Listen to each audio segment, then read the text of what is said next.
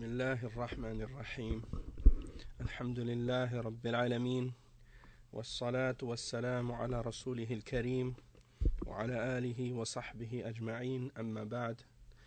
On commence donc aujourd'hui le cours numéro 3 dans l'explication de Sharh Manzoumat al-Adab al-Shar'iyya du Cheikh Mohammed Abdul Qawi al-Mardawi, expliqué par le Cheikh Salih al-Fawzan hafidhahullah ta'ala. C'est un livre qui est en forme de poésie avec les explications de Cheikh Al-Fawzan et c'est un livre très très très bénéfique. Inch'Allah, vous allez voir. Donc on est toujours dans l'introduction du livre. Donc après avoir expliqué au dernier cours, on a parlé de la parole de l'auteur lorsqu'il dit wa ashhadu anna Allah la rabba ghayruhu wa as'aluhu afwan wa itmama mabtudi. Donc, c'est-à-dire qu'il témoigne que Allah subhanahu wa ta'ala c'est le seul Seigneur et il n'y en a pas d'autre que lui, et je lui demande le pardon et de compléter ce qui a été débuté, c'est-à-dire débuté de ce poème. On a expliqué au dernier cours cette partie-là, et là le vers suivant c'est wa khatimatan husna tunilul fatar rida وتبلغه في الفوز أشرف مقعدي.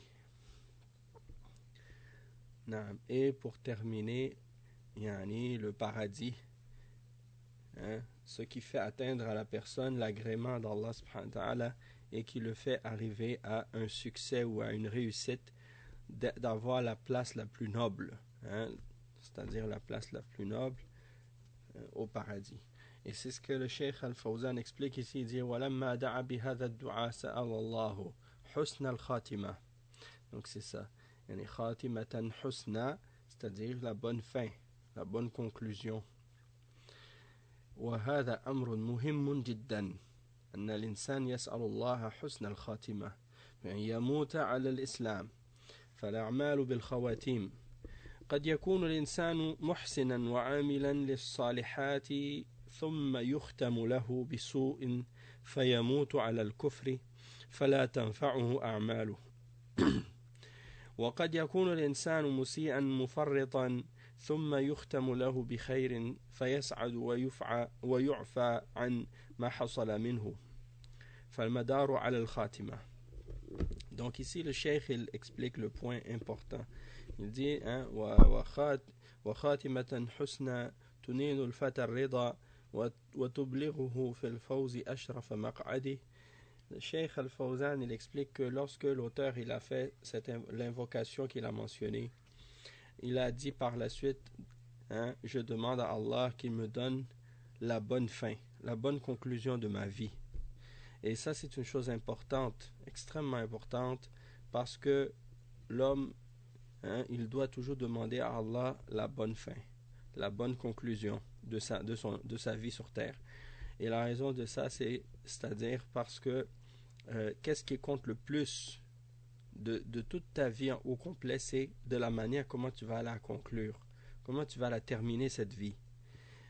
Donc c'est pour ça que tu dois demander à Allah de faire en sorte que tu meurs sur l'islam. Et donc il dit peut-être qu'une personne va faire du bien et va faire des bonnes œuvres pendant toute sa vie, puis il va terminer par des mauvaises actions et il va mourir sur le kufr. Et donc tout ce qu'il aura agi, tout ce qu'il aura fait comme action ne sera d'aucune utilité pour lui, parce qu'il est mort sur la mécréance. Tandis qu'une personne pourrait faire beaucoup de tort, beaucoup de mal et être dans l'égarement total, puis finalement à la fin de sa vie il se repent à Allah et il accepte la foi et il termine sa vie dans le bien. Et donc il est par conséquent dans le bonheur et il est pardonné par Allah subhanahu wa ta'ala pour tout ce qu'il avait fait auparavant. Et donc ça c'est ce qui nous indique que le point central, le plus important, c'est la façon dont tu vas terminer et dont tu vas conclure ta vie.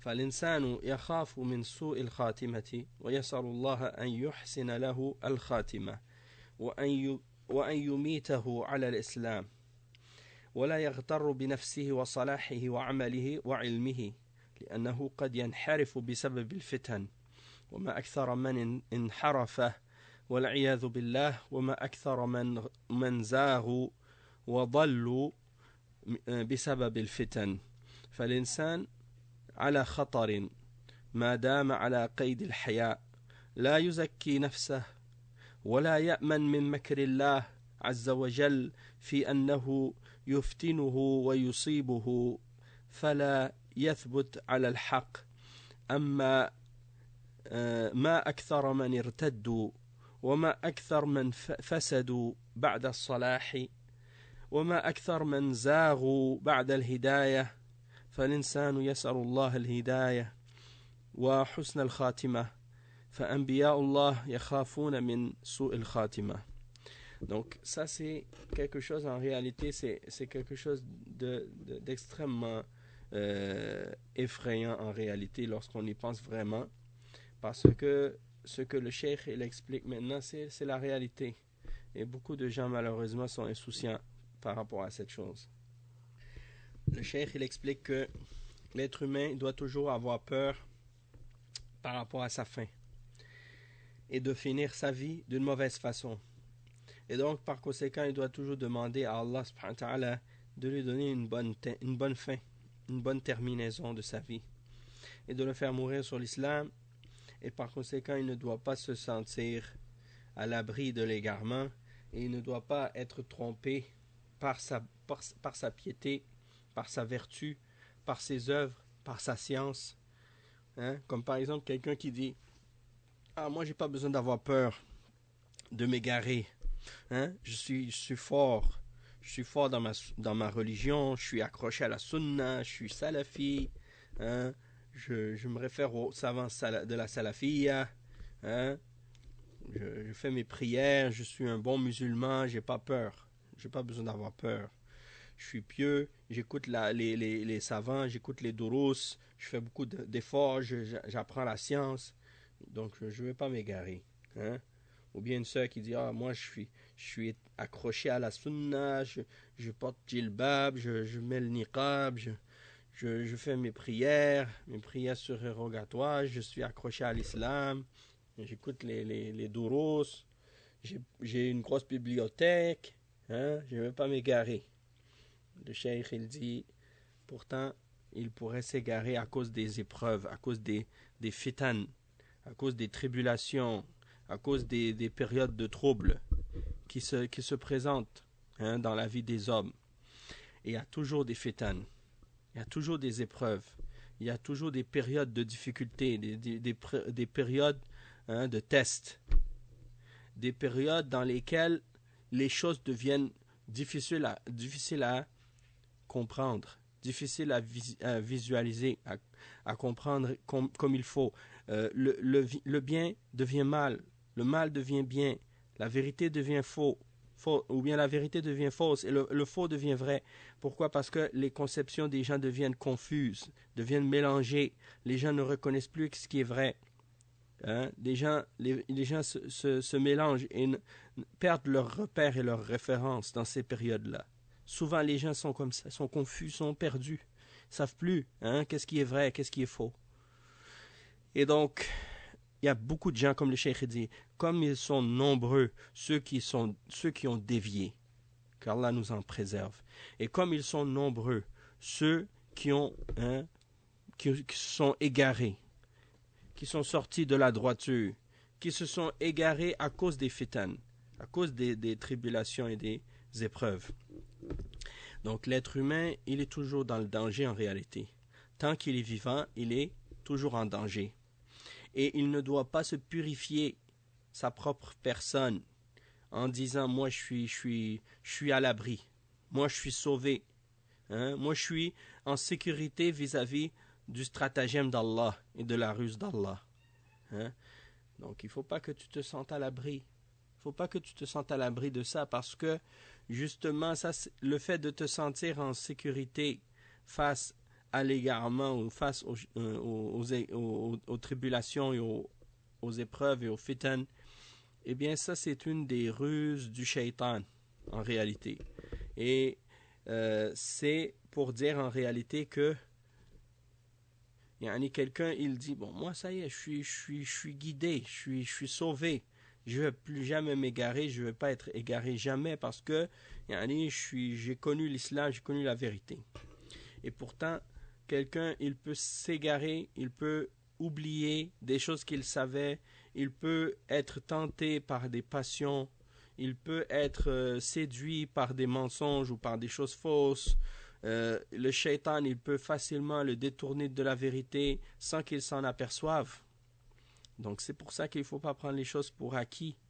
Et des fois, c'est à cause de l'orgueil, à cause de la fierté, à cause de l'arrogance. Hein? Quelqu'un, il pense que la vérité est un dû pour lui, que c'est quelque chose qui est acquis, que c'est quelque chose qui lui est donné par son intelligence, hein? parce qu'il est vif, parce qu'il est intelligent, parce qu'il est éloquent, parce qu'il est studieux. Il pense que ça y est, c'est dans la poche, comme on dit. Ça y est, j'ai pas besoin de me casser la tête. Je suis sauvé. Je suis protégé de l'égarement. Je suis infaillible. A'udhu billah. Et bien ça, c'est des raisons pour lesquelles quelqu'un peut facilement s'égarer sans même s'en apercevoir. Hein? Parce que la guidance, c'est pas une question d'intelligence seulement ou d'une question de compréhension seulement, mais ça a aussi un grand lien, et c'est peut-être même la chose la plus importante, le grand lien avec la sincérité, al-ikhlas, al-sidq, hein? La véracité et la sincérité envers Allah, la pureté de l'intention et du cœur, dans les paroles et dans les œuvres, et ça demande donc toujours une remise en question et toujours de l'effort pour se corriger, pour essayer de voir nos fautes et nos erreurs. Et ça demande aussi de l'humilité pour être capable d'accepter lorsqu'on se trompe ou lorsqu'on s'est égaré ou lorsqu'on a fait une erreur, d'admettre qu'on s'est trompé. Parce qu'il y a des gens, ils sont trop fiers, ils refusent de l'admettre. Et donc, celui qui refuse d'admettre son erreur, eh bien souvent, c'est des gens qui tombent dans la fitna. Dans la fitna, le nez en premier. Tombe la tête la première dedans. Qu'Allah nous en préserve.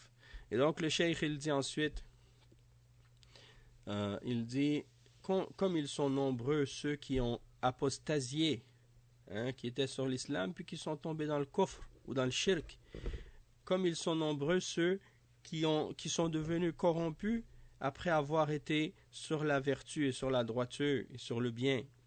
Comme ils sont nombreux ceux qui se sont égarés, ceux qui ont dévié après avoir connu la guidance. Hein? Et donc ça, c'est quelque chose qui est la réalité. Combien de gens on a connu, subhanallah, des frères ou des sœurs qui étaient sur la sunna, qui étaient sur l'islam, qui s'accrochaient, qui faisaient beaucoup d'efforts dans la religion. Aujourd'hui, tu les vois, tu dis, mais qu'est-ce qui est arrivé à ces gens-là? Ils sont devenus une autre personne. Hein? Ils ont, comme si il y a sur eux aucune trace de ce qu'ils ont été par rapport à la religion et à la foi. Subhanallah, comment ils ont pu être d'une position ou un statut ou un niveau tellement élevé dans la religion, puis devenir aussi bas que ça. Qu'Allah nous en préserve. Et nous, on ne dit pas ça pour les juger, parce que c'est Allah subhanahu wa ta'ala qui sait qu'est-ce qu'il y avait dans leur cœur. Et c'est Allah subhanahu wa ta'ala qui sait si il ne va pas les faire revenir ou accepter leur repentance. C'est Allah seul qui sait. Mais c'est une constatation dans le sens que, pour dire que si c'est arrivé à ces gens-là, eh bien, il y a rien qui nous préserve ou qui nous garantit que nous aussi, on ne pourrait pas s'égarer comme eux. Hein? Donc, de faire attention et de demander à Allah subhanahu wa ta'ala de nous donner la fermeté dans sa religion.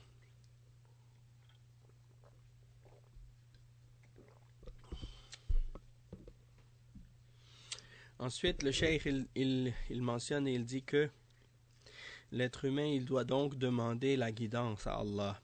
Et lui demander la bonne conclusion, la bonne fin. Parce que même les prophètes d'Allah, ils avaient eux aussi peur, hein, d'avoir une mauvaise fin. Et il dit, wa Ibrahim alayhi salam, يقول وجنوبني وبني أن نعبد الأصنام. ويوسف عليه السلام يقول توفني مسلما وألحقني بالصالحين. الأنبياء يسألون الله حسن الخاتمة فكيف بغيرهم. Donc il dit, le cheikh il mentionne, il dit comme, le cheikh explique que le prophète Ibrahim alayhi salam, il disait dans l'invocation qu'il a faite, comme c'est mentionné dans le verset 35 dans Surat Ibrahim, il dit écarte-moi ainsi que mes enfants de l'adoration des idoles. Donc ça prouve que lui-même il craignait cela pour lui-même et pour ses enfants. Et il dit également, Allah subhanahu wa ta'ala dit également dans le verset 110, dans le verset 101 dans Surat Yusuf alayhi salam, à propos de l'invocation qu'il fait à Allah, et il dit fais-moi mourir musulman wa alhiqni bis salihin, c'est-à-dire fais-moi rejoindre ou fais que je rentre avec les pieux, ou que je sois avec les pieux. Et les prophètes donc demandaient à Allah subhanahu wa ta'ala la bonne fin. Donc si c'est le cas pour les prophètes, que dire des autres, de ceux qui ne sont pas prophètes comme nous?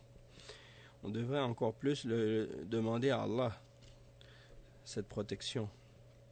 Et il dit ensuite, la suite du vers, de ce vers, وَخَاتِمَةً حُسْنًا تُنِيلُ الْفَتَى الرِّضَى وَتُبْلِغُهُ فِي الْفَوْزِ أَشْرَفَ مَقْعَدِهِ وَتُبْلِغُهُ فِي الْفَوْزِ أَشْرَفَ مَقْعَدِهِ. C'est-à-dire qu'il le fait atteindre dans la réussite la place la plus noble. La place la plus noble. Donc il explique par rapport à ça, il cite un verset dans Surat Al-Qamar.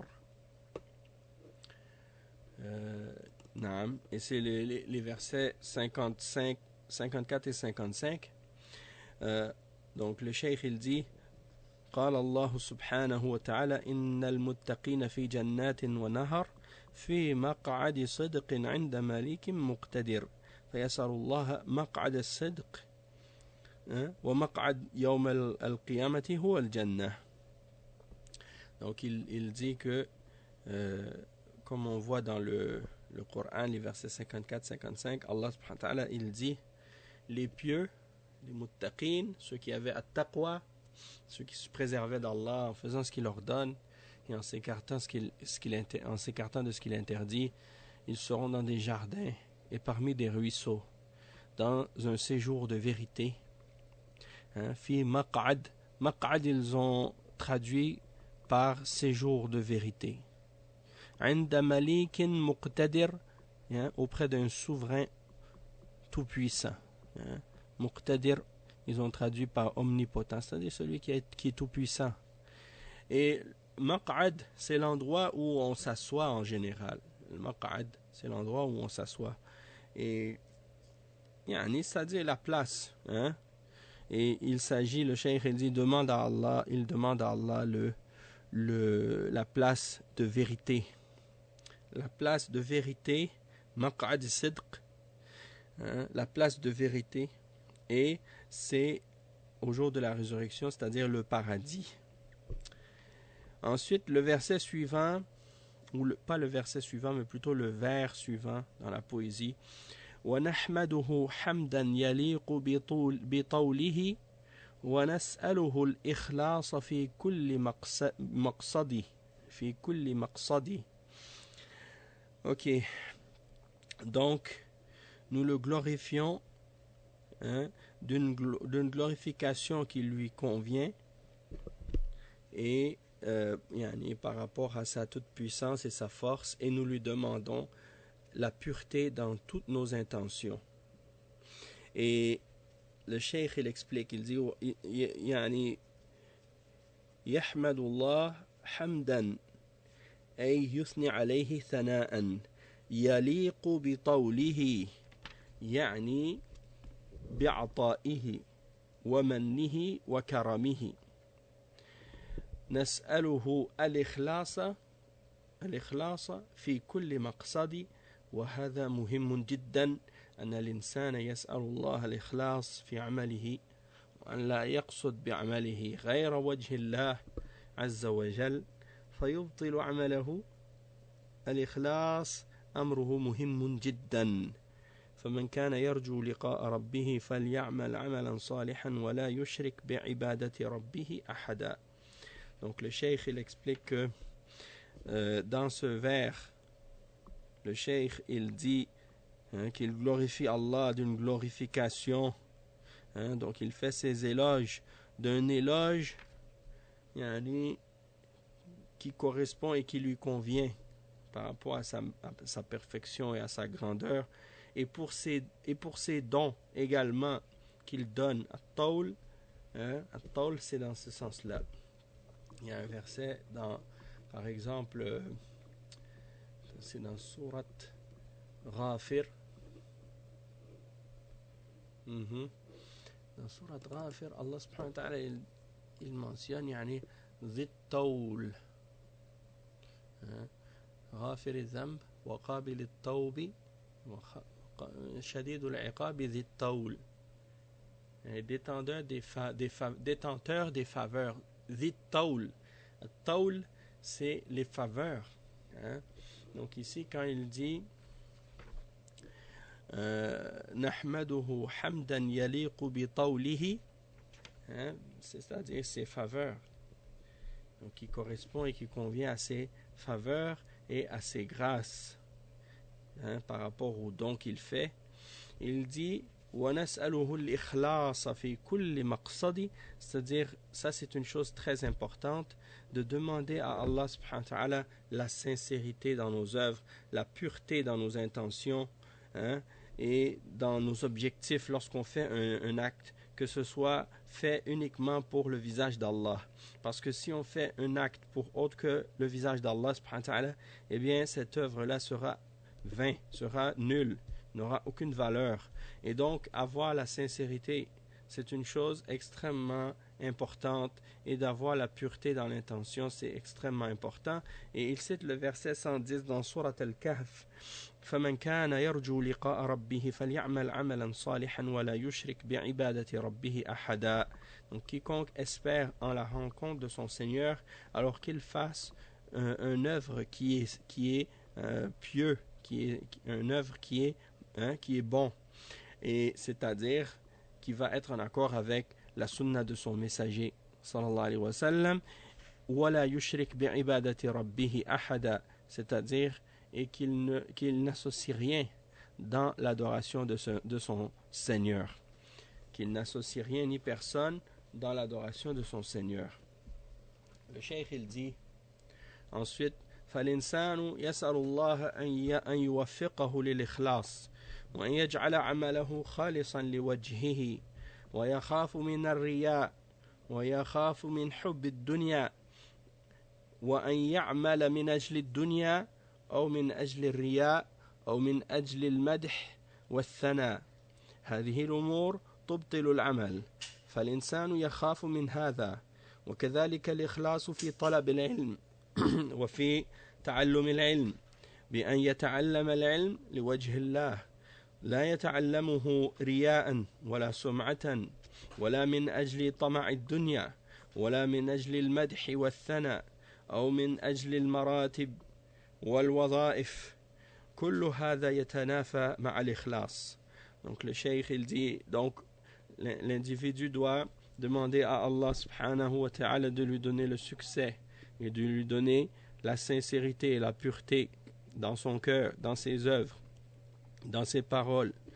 Lorsqu'il fait ses actes, il les fait uniquement et purement pour le visage d'Allah, et il doit avoir peur et craindre l'ostentation, et avoir peur également de l'amour de la dunya, et il doit également avoir peur de faire des œuvres uniquement pour avoir un bien dans la dunya, ou uniquement par ostentation, dans le but de se faire glorifier, de se faire remarquer, d'obtenir des éloges des gens, parce que c'est des choses qui annulent la validité et la valeur des œuvres que quelqu'un peut faire.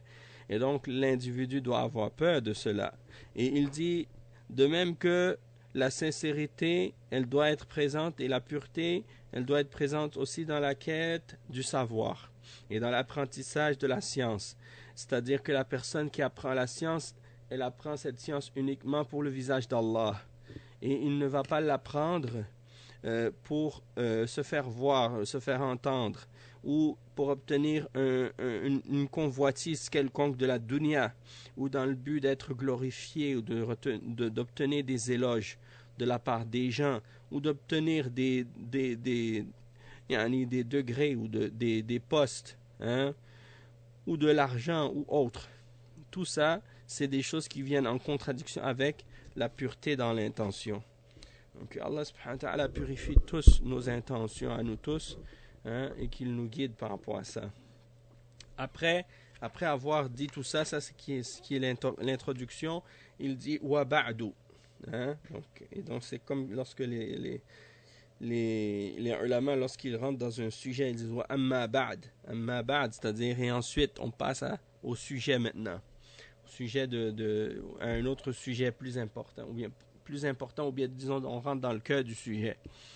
Donc ici il dit wa ba'du fa inni sawfa anzimu jumlatan min al-adab al-ma'thur an khayr murshidi. Donc il dit, et ensuite je vais mettre en forme de vers une série ou un groupe de bonnes manières qui sont tirées des narrations de la meilleure, du meilleur guide, du meilleur orientateur, du meilleur guide, c'est-à-dire le prophète Mohammed sallallahu alayhi wa sallam. Et donc le cheikh il explique ici, Cheikh Al-Fawzan, qu'est-ce que ça signifie cela.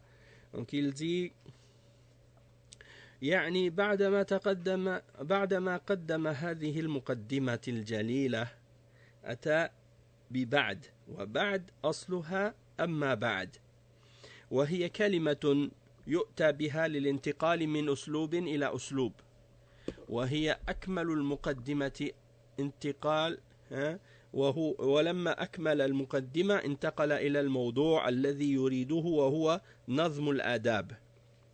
Donc ici le cheikh il explique que l'auteur, donc après avoir terminé l'introduction, qui est une introduction très édifiante, hein, très bénéfique, il vient et il dit et ensuite.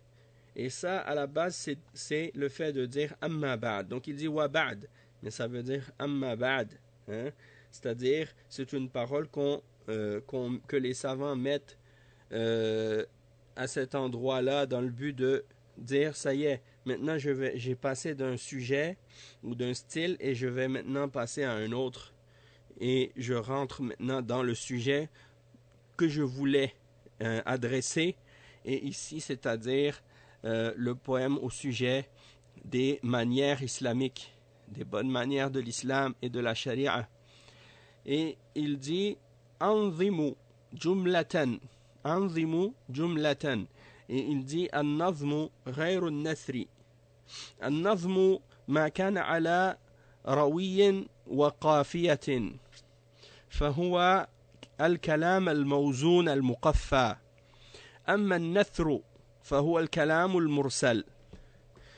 فمعنى أنظم يعني أجعل نظما ومنظومة على روي وقافية، لأن النظم أخف على السمع وأثبت في الحفظ وأسهل على الإنسان، وأيضا يتلذذ به الإنسان أكثر من النثر، ولذلك اهتم العلماء بنظم المتون لأجل التسهيل على طلبة العلم ليحفظوها وتبقى في ذاكرتهم، فالنظم له ميزة على غيره. Donc le cheikh il explique que quand l'auteur il dit wa anzimu jumlatan, c'est-à-dire, hein, il explique que il veut mettre sous forme de vers. Et en arabe on dit an-nazmu par opposition à qu'est-ce qui est an-nathru, hein? Nazmu, le noun, le dha et le mim, nazmun. Et nathru, c'est le noun, le tha et le ra. Donc, an-nazmu, c'est ce qui est en forme de vers, et an-nathru, c'est qu'est-ce qui est en forme de texte ordinaire, en parole ordinaire, c'est-à-dire qui n'est pas organisé en vers et qui a pas de rime, qui a pas de rythme, hein? Donc, c'est une parole ordinaire qu'on écrit, comme un texte. Donc, c'est ça la différence entre an-nazmu wa an-nathru. Et parfois, on dit aussi an-nazm, hein, on peut dire nazmun et on peut dire manzouma, manzoumatun. Manzouma, c'est ala wazni maf'oul et nazmun. Donc, c'est pour indiquer donc qu'est-ce qui est sous forme de vers. Et le cheikh explique que la parole qui est qui a été mise sous forme de vers, c'est comme si c'était des paroles qui ont été organisées avec un rythme et avec une rime.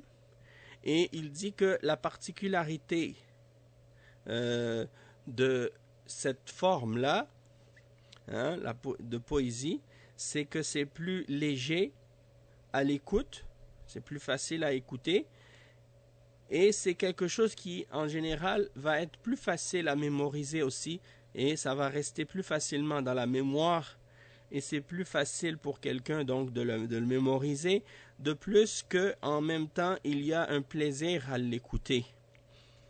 Hein? Et c'est plus plaisant à écouter pour quelqu'un que d'écouter un texte ordinaire.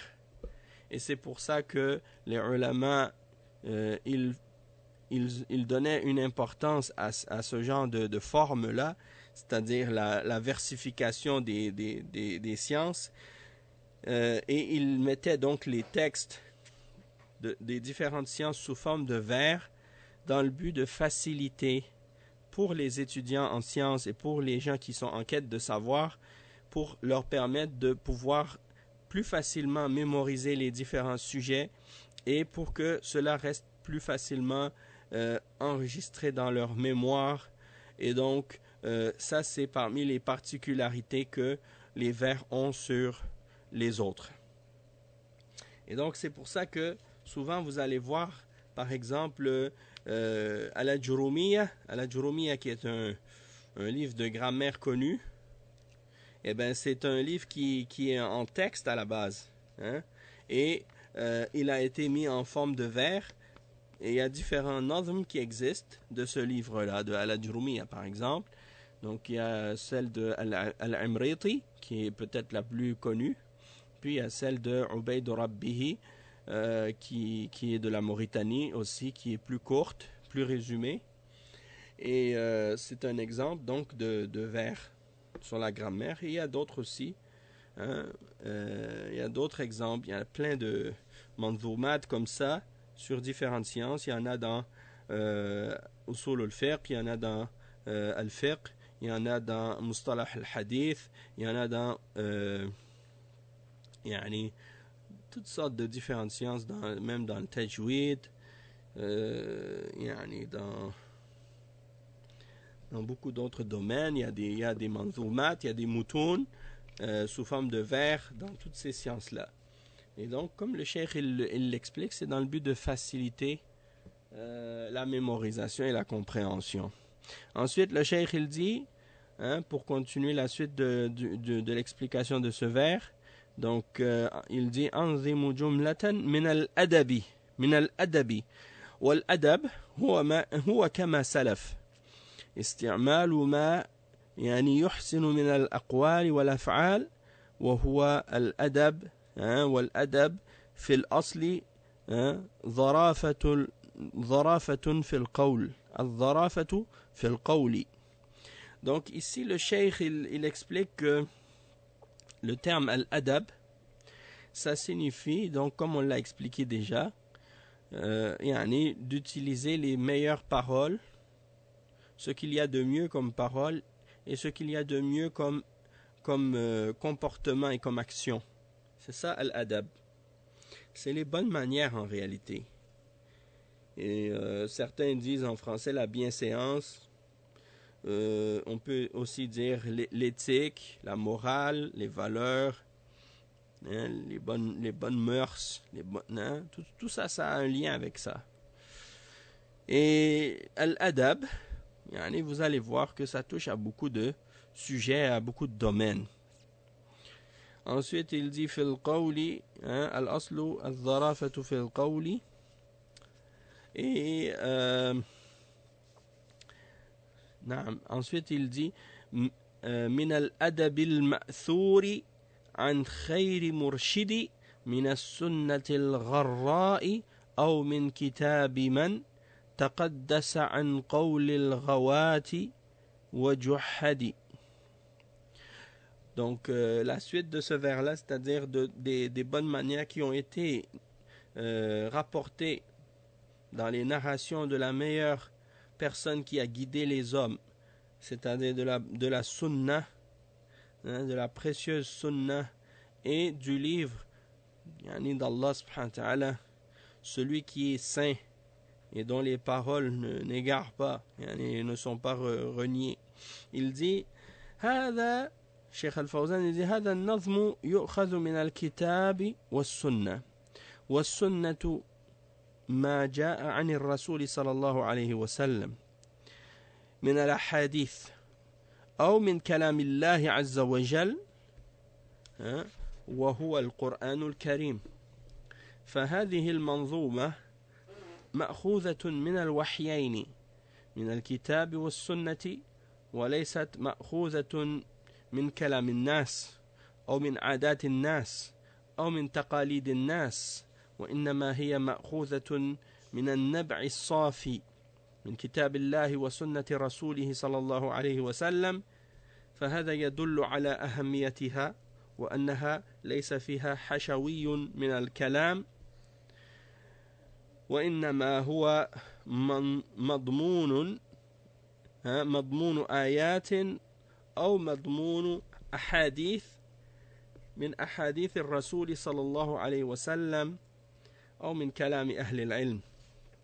Donc le cheikh il explique que donc ce poème il est tiré à la base du livre d'Allah et de la sunna du messager sallallahu alayhi wa sallam. Et donc la sunna c'est ce qui est venu dans les hadiths du prophète sallallahu alayhi wa sallam, et la parole d'Allah c'est ce qui est tiré du Coran.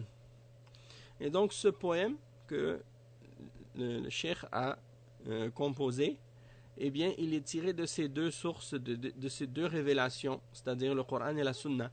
Et ce n'est pas des choses qui sont tirées de la parole des hommes, contrairement aux mœurs, aux manières ou aux valeurs des kuffars et des mushrikines qui tirent leur manière ou leur morale de la coutume, des traditions, de ce que les hommes ont écrit ou inventé.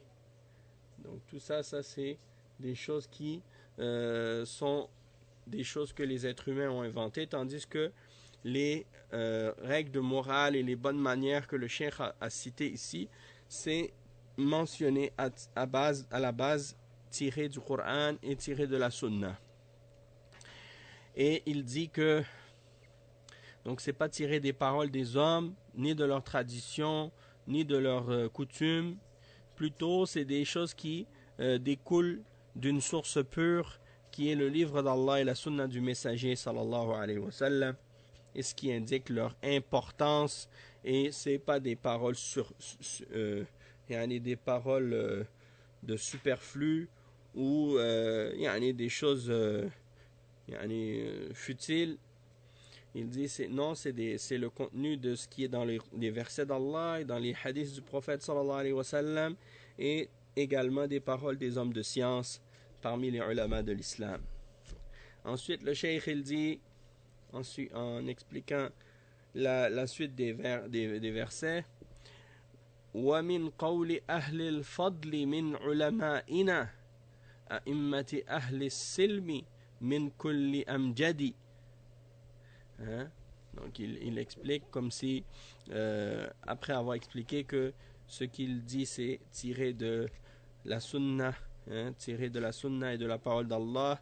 Et il dit également des paroles des hommes de mérite parmi nos savants, les imams de l'islam, et de toute parole des grands ulama et de grands imams, des personnes importantes dans la religion. Et il explique et il dit à ce sujet-là, Cheikh Al-Fawzan, il dit min kalami ulama'ina al-hanabila لأنها منظومة على مذهب الإمام أحمد بن حنبل رحمه الله فقوله من علمائنا يعني علماء الحنابلة يعني أهل السلم يعني أهل الإسلام. Donc il dit ici que quand il dit nos ulama, il dit c'est-à-dire les ulama du madhab al-Hanbali, il dit parce qu'à la base c'est un poème qui a été établi à la base selon le madhab de l'imam Ahmad ibn Hanbal rahimahullah. Et ça veut pas dire que par exemple quelqu'un qui serait d'un autre madhab, comme par exemple Hanbali, par exemple si quelqu'un était par exemple Hanafi ou Maliki ou Shafi'i, il va dire moi je suis pas Hanbali, donc je veux pas profiter de cette connaissance là ou de ce poème ou de ce nazm. Non, ça c'est ridicule parce que comme il l'a dit déjà, c'est tiré du Coran et de la Sunna avant tout, puis par la suite des ulama al-Hanabila. Et les ulama al-Hanabila se réfèrent au Coran et à la Sunna. Et comme on le sait, aucun savant, peu importe son madhab, aucun savant n'est infaillible. Et donc s'ils ont dit quelque chose qui est correct, c'est parce que c'est en accord avec le Coran et la Sunna. Et s'ils se sont trompés en quoi que ce soit, eh bien c'est parce qu'ils ont contredit le Coran et la Sunna. Et dans ce cas-là, eh bien c'est clair que on les suivra pas si ils se sont trompés sur quelque chose. On va laisser tomber ce qu'ils disent et on va suivre la vérité. Ensuite, le cheikh il dit, il explique le vers suivant. لعل إله العرش ينفعنا بها وينزلنا في الحشر في خير مقعده. Donc il dit ici pour que le Seigneur du trône, c'est-à-dire Allah subhanahu wa ta'ala, ينفعنا بها, il nous fasse profiter de ce poème et de ses manières, de ses belles manières, et qu'il fasse que nous puissions être au moment de la résurrection à la meilleure place, c'est-à-dire être au paradis à cause de ça. Et il explique Cheikh Al-Fawzan par rapport à ça, لعل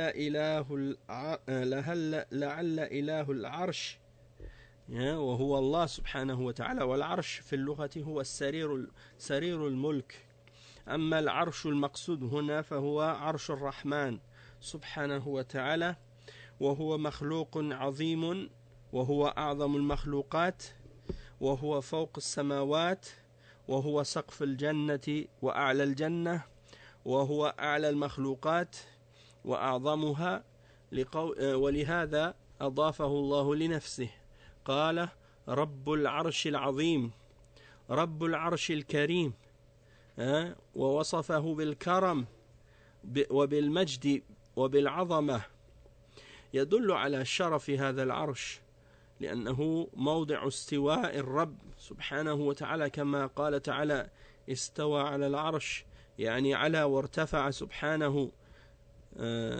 سبحانه وتعالى على العرش على وارتفع سبحانه وتعالى على العرش فله خاصية على غيره من المخلوقات ينفعنا بهذه الآداب لأن هذا هو المقصود ليس المقصود أنك تحفظ هذه المنظومة وتقرأها وتتقنها القصد العمل بها والانتفاع بها وإلا كم حامل علم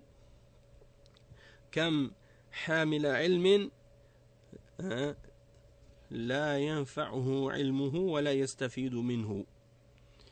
Donc il dit le cheikh ici Donc, Allah subhanahu wa ta'ala, donc on espère de lui qu'il nous fasse profiter et de ces manières, de ces belles manières. Et c'est le Seigneur du trône, c'est le Dieu du trône. Et Al-Arsh en arabe, ça veut dire donc le divin, ou le sofa, ou l'endroit où le roi est placé. Et il explique que Al-Arsh dont on parle ici, c'est l'Arsh d'Ar-Rahman, c'est-à-dire le trône d'Allah subhanahu wa ta'ala. Et c'est la plus grande de toutes les créatures. Dans tout ce que Allah a créé dans l'univers, il n'y a pas une créature qui est plus immense que le trône. Et il dit donc que c'est au-dessus, le trône, il est au-dessus des cieux, au-dessus des 7 cieux, et c'est le toit du paradis. Donc le toit du paradis, c'est le trône, et c'est le plus haut degré, ou c'est la chose la plus élevée dans le paradis. Et c'est la plus haute de toutes les créatures. Allah subhanahu wa ta'ala, il s'est élevé au-dessus de ce trône-là. Donc tout ce qui est en dessous du trône, tout ce qui est en dessous du trône, c'est le reste des créatures. Et la plus haute des créatures, c'est le trône. Et Allah subhanahu wa ta'ala s'est élevé au-dessus de ce trône. Et il dit, et c'est pour ça que Allah subhanahu wa ta'ala se l'est attribué à lui-même dans plusieurs versets. Il l'a qualifié comme étant son trône, le trône du Rabb, yani Rabbul Arsh, yani Rabbul Arsh al-Azim. Il l'a qualifié comme étant Azim, c'est-à-dire très grand. Il l'a qualifié ce trône comme étant Karim, Rabbul Arsh al-Karim, donc c'est-à-dire noble, le noble trône. Il l'a également appelé Al-Arsh al-Majid. Donc il l'a décrit par la majesté, la grandeur et la noblesse, ce trône. Et c'est l'endroit sur lequel Allah subhanahu wa ta'ala s'est élevé, comme il l'a mentionné dans plusieurs versets dans le Coran. Istawa ala al-arsh, thumma istawa ala al-arsh, ar-Rahman ala al-arsh istawa. Dans 7 versets dans le Coran, Allah subhanahu wa ta'ala a rappelé qu'il s'est élevé sur le trône. Ala wartafa'a, c'est-à-dire il est monté, il s'est élevé au-dessus de ce trône. Et donc ça, c'est une des particularités de ce trône parmi toutes les créatures. C'est la seule des créatures sur laquelle il a mentionné qu'il s'est élevé. Et puisque c'est la plus haute des créatures, eh bien c'est clair que Allah subhanahu wa ta'ala, s'il s'est élevé au-dessus de son trône, eh bien il a aussi mentionné qu'il est au-dessus de toute chose. Parce qu'il est Al-Aliyyul A'la, il est le très haut et le plus haut. Et qu'il a comme attribut également Al-Ulu, c'est-à-dire l'élévation. Et donc ça c'est un exemple aussi. Et donc Al-Istiwa, le fait que Allah subhanahu wa ta'ala s'est élevé au-dessus du trône, c'est différent de Al-Ulu, puisque Al-Ulu, les ulama expliquent que ça fait partie de ses attributs d'être, tandis que Al-Istiwa, ça fait partie de ses attributs d'action. Ensuite, le cheikh, il explique, il dit que Allah subhanahu wa ta'ala fasse que Allah nous fasse profiter de ses bonnes manières et de ses belles manières. Il dit parce que c'est ça le plus important ici. C'est pas juste de pouvoir mémoriser ce poème, de le lire et de le maîtriser, mais l'objectif ici, c'est de l'apprendre et de le mettre en pratique et de pouvoir profiter de ce qu'on a appris dedans. Et combien de gens peuvent avoir appris une science, mais elle ne leur est pas utile ou bénéfique, et ils n'en profitent pas, parce qu'ils ne le mettent pas en pratique. Et le cheikh, il dit ensuite,